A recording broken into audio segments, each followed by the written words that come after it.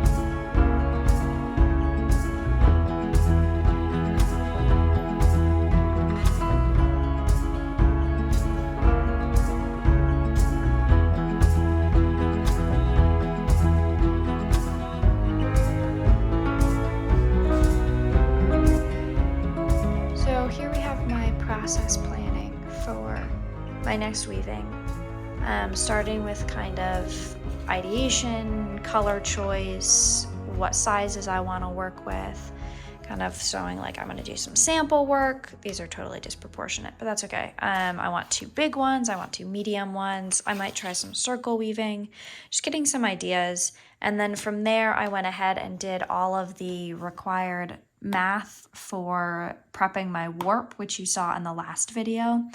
But this was here, I just needed to decide like how much yardage I needed to buy for my warp. And then a list of all sorts of supplies that I'll need for the project as a whole. So like I'll need embroidery hoops in order to do the circle weavings, dowel rods to hang. I needed that much yardage, as I mentioned, my dye set. But anyway, so just kind of various supplies there. And then I decided to go ahead and work with dye sampling just to make sure that I was prepared for the warp before I actually started painting on the warp that I made, because I don't want to mess around with colors that I hate. So this is my basic dye recipe. I'm using 8-4 cotton. Pretty straightforward. I'm going to soak that in soda ash, and I did for my sample sets for 20 minutes or in a soda ash solution. And then each of the dye I made with 2 teaspoons of dye and 8 fluid ounces of water, cold water. And then just kind of the list of the colors that I used. I only made 5, which you can see right here. And I did just a basic dip dye with these because I wanted to get a sense for what the colors looked like without any color mixing. I haven't used these dyes straight from the jar before, so I needed to get a sense of that. So this is what it looks like dyed. I then went ahead and started mixing the dye. I wanted to see what it would look like on the yarn versus just kind of throwing powder in and guessing. So I actually made up tubs of these colors and then just mixed those together so I could kind of experiment in that way. It's kind of an unconventional way of doing it. Definitely more artistic than scientific, but that's okay. I'm more of an artist than a scientist. Anyway, so these are the first set of sample colors that I came up with for my warp. I really like this green. I think it's maybe a little bit more green in person. I think that's really lovely. And then I wanted this one to be more of a brown, but it turned out more of a red, but I really like the red. So I'm keeping it because it's still a very fall red, but it's not quite what I was looking for. And then this golden yellow, I was disappointed because it kind of looks almost exactly the same, despite having actually added all of the other colors. It doesn't look any more brown. So I'm gonna change this one. This one turned out too dark. I wanted it to be a light ashy blue, kind of just like the color of sky in the fall was what I was going for. And then I guess I should have started with this. I wanted each of the colors to be reminiscent of the forest floor in fall. So we've got some of the green remaining from the leaves. We've got the reds. I wanted this to be kind of like a brownish orange, which is not what we have here. And then, yeah, just like the color of kind of like the sky shining down. Sometimes you get those really warm, sunny fall days, which are absolutely lovely. And this instead looks much more wintry. So I ended up changing this one, and this one. I wanted to make a brown from this because... No, I'm sorry. I wanted this one to be more green and less brown, but I actually changed my mind and I like it this color, but whatever. I have one that's a little bit more green, and then I wanted to lighten this one, and I wanted this one to be more brown. So from there, I altered the recipes a little bit more, and I came up with this guy, which dyed really funny. Sometimes this happens, the dye, like the colors will split, and so you'll have some brown and some green. So I really like both of the brown and the green. So I'm going to keep this dye, but I'm not really sure how we ended up here. So that makes that one a bit of a mystery. This one is the same recipe as this guy here. I just added double water. So very straightforward. And then this one turned out so pretty. It's like an orangey, almost like copper yellow color. And I love it. I think it's so lovely. So what I'm going to do next is I'm going to paint the warp using these 8 colors here. And then let that dry. And then I'll start experimenting with all of the other colors that I have that I bought from the yarn shop. And that is what I will use to make my weavings. So that is the plan moving forward. Yeah, I love you.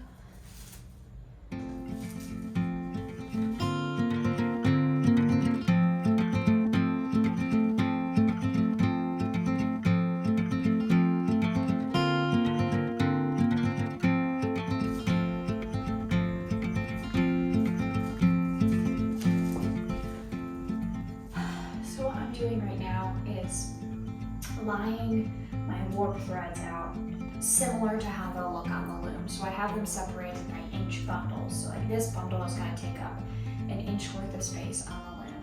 So I know when I'm painting it that I'm painting the sections next to each other that are also going to, in the final piece, be next to each other.